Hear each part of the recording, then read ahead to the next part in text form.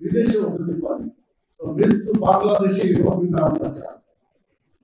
এটার জন্য তিনি বললেন যে এখান থেকে বাইরে যাওয়ার চিকিৎসা করার জন্য প্রয়োজন নাই। দ্বিতীয় একটা কথা বলেছেন যে জাতির জন্য সম্মানজনক, চিকিৎসা জগতে যারা জড়িত তাদের জন্য সম্মান। তিনি বলেছেন আমি যদি চিকিৎসার জন্য দেশের বাইরে যাই, এটা প্রমাণ দিতে হবে দেশের চিকিৎসকদের প্রতি আমার এরকম আস্থা যে আস্থাটা বাইরে